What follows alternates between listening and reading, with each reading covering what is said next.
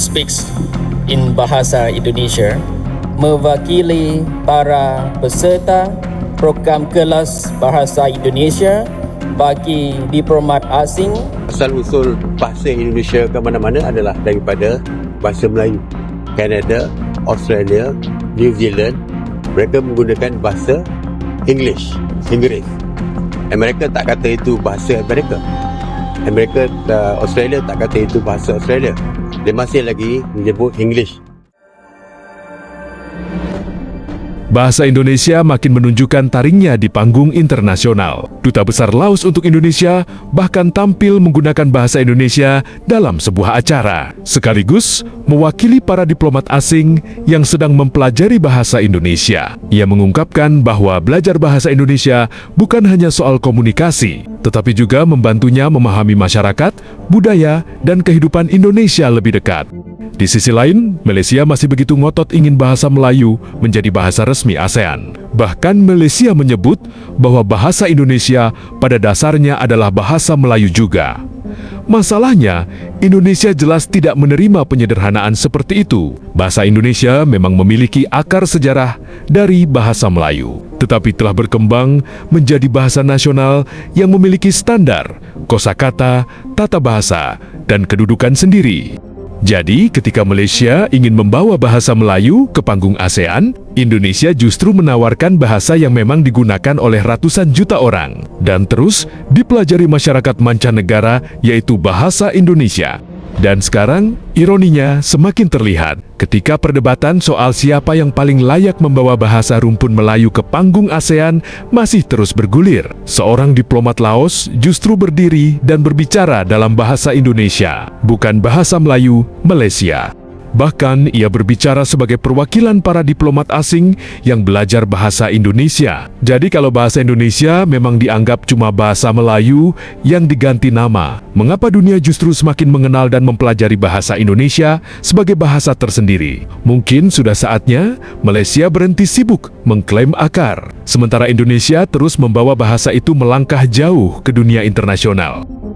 Amerika, Kanada, Australia, New Zealand, mereka menggunakan bahasa English. Amerika tak kata itu bahasa Amerika, Australia tak kata itu bahasa Australia. Dia masih lagi menyebut English. Sebab English adalah akar kepada semua bahasa. Walaupun percakapan tutur kata atau ini berbeza. Kata US banyak yang kecil tengok berbeza dari segi English, ya. Kalau tengok Netflix pun kita boleh pilih bahasa tu, English USA, English Britain. Jadi dia still English. Jadi sebab tu saya berpandangan asal usul bahasa Indonesia ke mana-mana adalah daripada bahasa Melayu. Kemudian baru kita panggil bahasa Indonesia. Jadi tak sepatutnya menjadi polemik lah. Menurutnya, langkah pertama ke arah merealisasikan hasrat tersebut adalah dengan menubuhkan kumpulan bertindak di peringkat tertinggi ASEAN bagi meneliti dasar bahasa ASEAN secara menyeluruh dan mencadangkan pelan hala tuju jangka panjang yang komprehensif.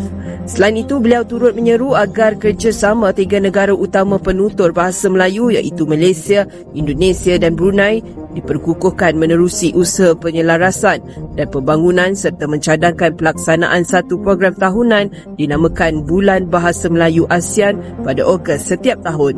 Beliau berkata demikian ketika ditemui selepas merasmikan Simposium Antarabangsa Aspirasi Bahasa Melayu SAABM kali keempat di Ibu Negara pada Sabtu.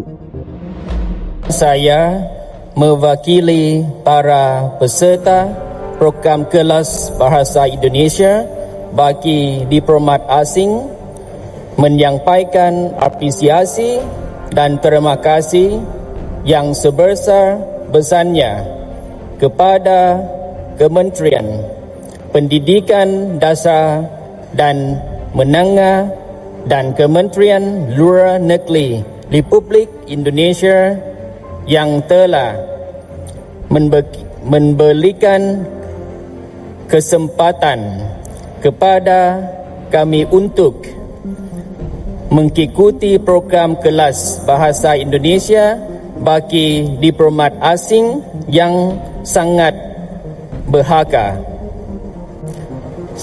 selama beberapa bulan terakhir kami belajar bahasa Indonesia didampingi guru bahasa yang tidak kenal lelah dan serba mendampingi kami.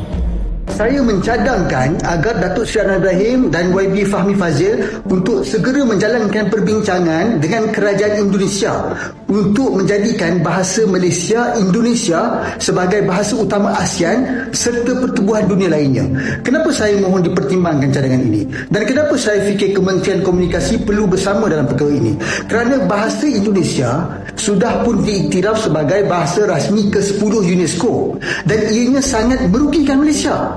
Sebelum ni, kerajaan Datuk Seri Ismail Sabri nak jadikan bahasa Melayu sebagai bahasa ASEAN, tapi ditentang keras Indonesia kerana sudah tentu mereka nak ada nama Indonesia di situ, meskipun kita tahu akar kepada bahasa ini adalah bahasa Melayu, tapi disebabkan politik ianya ditolak. Dan sekarang ni bila UNESCO dah iktiraf bahasa Indonesia, maka lepas ni dah susah untuk kita minta ataupun nak melobi agar bahasa Melayu ini diiktiraf pula. Dan kalau kita terus membiarkan bahasa Indonesia mendominasi dunia, kita akan semakin rugi dari segi mempromosi budaya dan bahasa kita. Maka jalan terbaik ialah kita berkompromi dengan pihak Indonesia untuk menggunakan istilah bahasa Malaysia Indonesia. Pada saya, ini adalah situasi menang-menang dan saya yakin kerajaan Indonesia boleh bersetuju dengan perkara ini. Kementerian Komunikasi juga boleh menggerakkan lebih banyak usaha dengan Kementerian Komunikasi Indonesia untuk bersama gerakkan usaha menerbitkan filem drama Malaysia Indonesia menggunakan bahasa Malaysia Indonesia dan kita pasarkan ke seluruh dunia sebagai bentuk memperkenalkan bahasa kita bersama. Apapun, ini hanya pandangan saya lah. Pihak kerajaan pasti lebih tahu. Saya mohon agar ia dipertimbangkan saja. Apa pandangan anda?